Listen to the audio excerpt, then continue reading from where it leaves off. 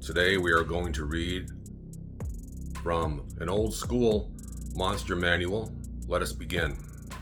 First, we must get the atmosphere going. We're going to use real candles. So we got the monster manual from Dungeons and Dragons, but I think we need a little bit more light. That's 1, 2,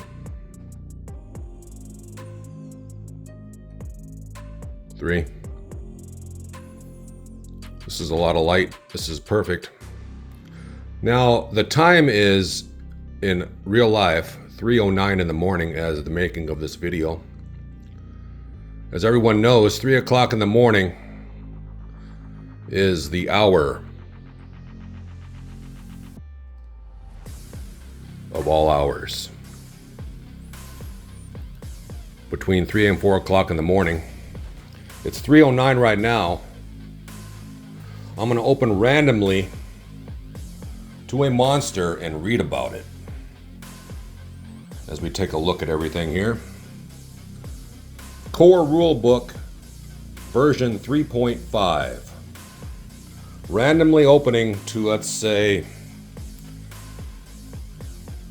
I'm going to put my finger here, okay?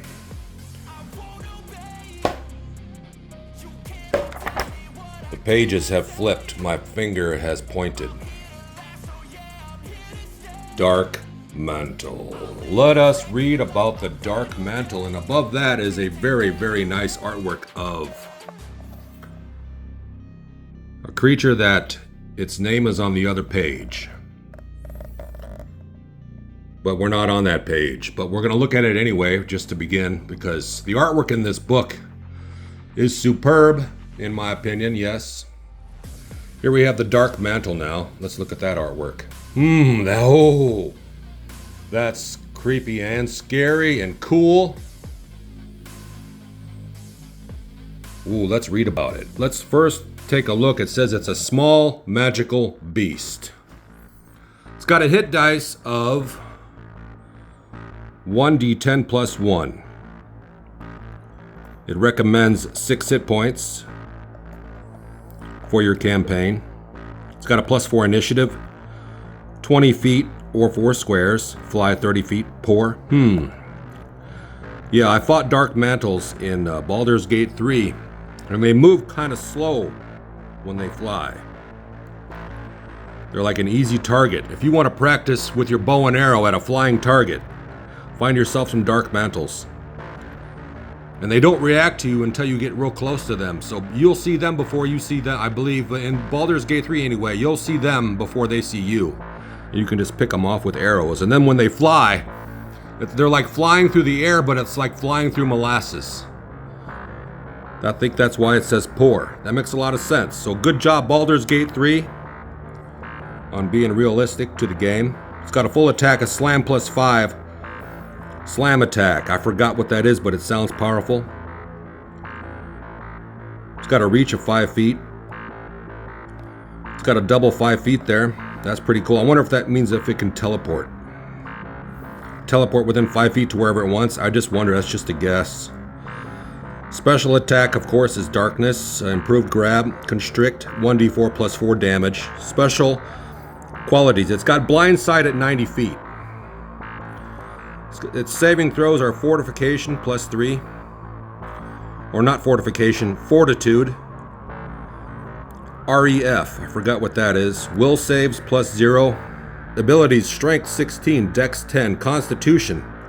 Dexterity is what I meant to say, for those that don't know. Constitution is a 13, its intelligence is 2, wisdom of 10, a charisma of 10. It's got plus 10 to hide and listen plus 5. It's got a little side note there. Spot plus 5. Little side note there. It's probably in the description. Improved grab. To use this ability, a Dark Mantle must hit a large or smaller creature with its slam attack. It then can attempt to start a grapple as a free action without provoking an attack of opportunity. If it wins the grapple check, it attaches to the opponent's head and can constrict. Wow. Skills, a Dark Mantle has plus 4 racial bonus to listen and spot checks. There you go. And it's got other notes on that. Let's look at some of the other artwork here. This is cool. I remember looking at this a lot. Because you're just wondering, what is this? This is like a rock creature. A delver. It's like a dungeon delver. It's a huge aberration. A hit dice of 15d8 plus 8. Or it already does it for you. If you'd like, you could go 145, or you could do it yourself, and that's just about 145 is an average. 24 armor class is pretty decent across the board for characters and monsters. Yeah. 2 slams. Looking at the full attack. It's got 2 slam attacks, plus 17 melee damage. 1d6 plus 1d6 8 plus 2d6 acid. Wow! You better be careful. This thing will make a meal out of you. Hope you've enjoyed this. Let's look at the back of this book. Fearsome and formidable foes lurk within. By Skip Williams, Jonathan Tweet, and Monte Cook. Encounter a horde of monsters armed and ready to battle your bloodiest heroes or fight alongside them. Cool. Sorry about the camera there, I wasn't paying attention. Let me start again there. Let me just read again and then just edit that part out. I need a little bit more light on the subject here so I can read that. Oh yeah, that looks good.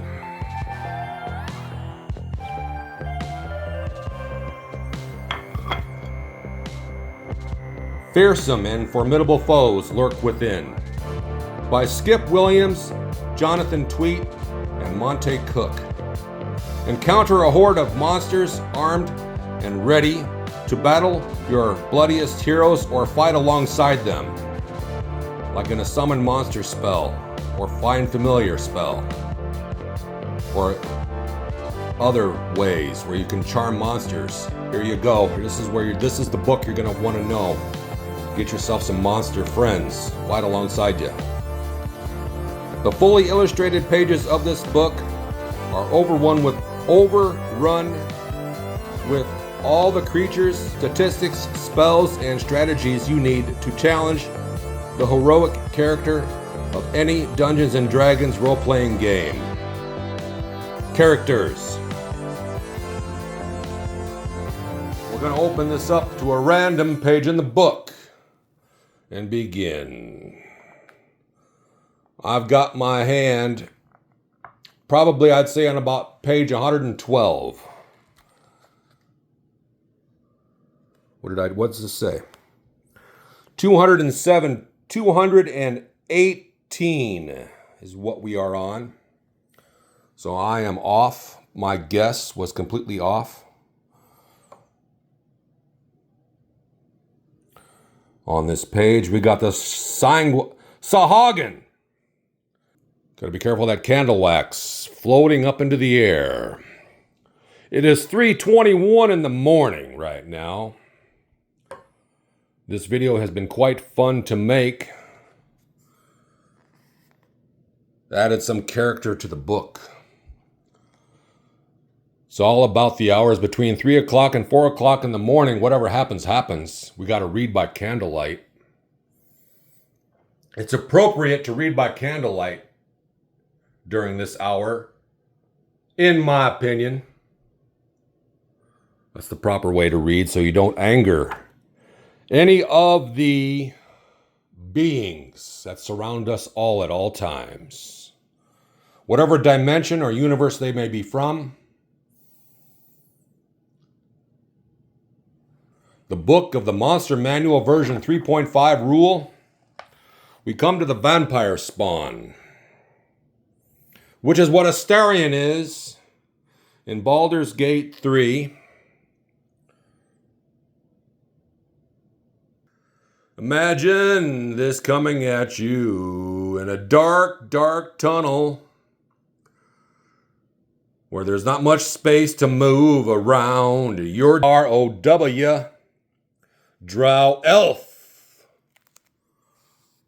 Yeah. Here we got. What do we got here? We got an elf. We got a straight up elf, yeah! Here we have a dryad. Creature of the forest.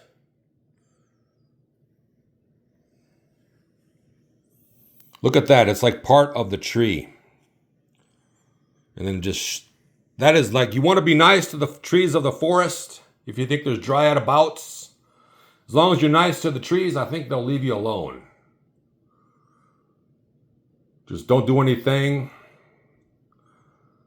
stupid around trees. If you think there's dryad in the vicinity. Just saying. You want to be nice to the trees, or you might get attacked by a dryad, yeah, in the forests where the dryads reside. Where the dryad reside. Yeah.